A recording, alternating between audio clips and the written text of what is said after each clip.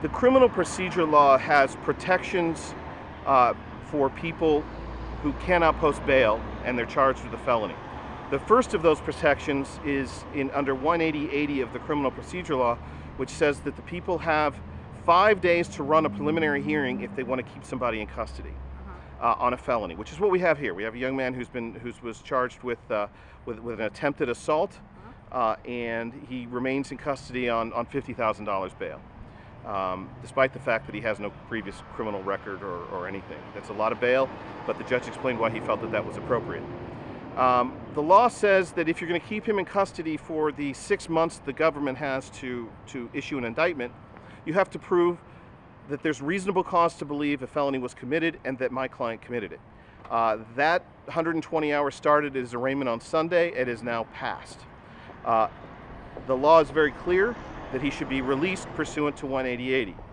That's what I expected to happen when I came today. That's what happens in every other court that I've ever been to, and that's what the criminal procedure law specifically says and has been upheld by all the appellate courts in New York. The judge in this case said that for some reason he believed that my client reserved his right to a preliminary hearing, even though there's no such language in the criminal procedure law about that, and that absent him saying he demands a hearing, a talisman that he has to use, that there will be no such hearing. There's nothing in the criminal procedure law that says that. There's no burden on the defendant to demand his due process of law to remain out of custody and enjoy the benefits of the criminal procedure law. But that's what the judge said, and evidently that's how it's interpreted here. So we demanded the hearing. It's going to be Monday morning, and we'll see what happens then. What happened is that the attorney who was then representing the defendant indicated that they did not wish to have a preliminary hearing scheduled, and that they would notify the court at a later time if they wanted a preliminary hearing. And the defense attorney's position, I believe, was that there's nothing in between. There's no such thing as reserving the right. It's either you do the hearing or it gets waived, not, maybe we'll do it later. So his position was that since it was not actually waived, that they were entitled to a hearing, and since there was no hearing within the period of time set forth in the law, that the defendant should have been released. That was what their position was. Today was the day for him to be released. The 18080 time had passed. The judge just refused to do it.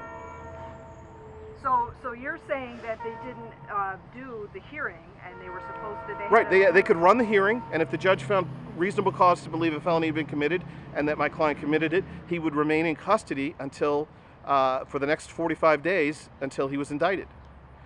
But they didn't run the hearing, and so he should be released. That's what happens everywhere else. Regardless of what happens at a preliminary hearing, we, unless it's waived, the next step is still to go to the grand jury.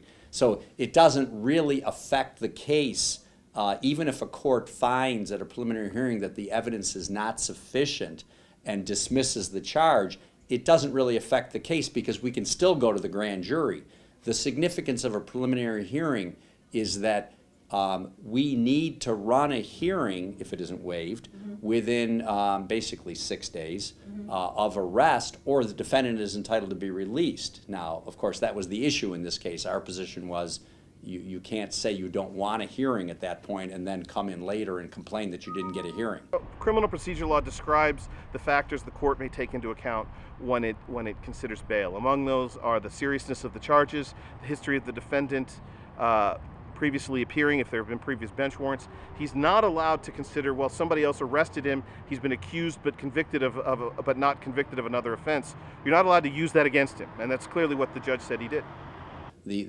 What the court is trying to determine in making a decision on bail is the likelihood that a particular defendant will return to court when required to do so, and obviously if they have charges and other charges, there's certainly a reasonable argument that gives that person additional incentive not to come back.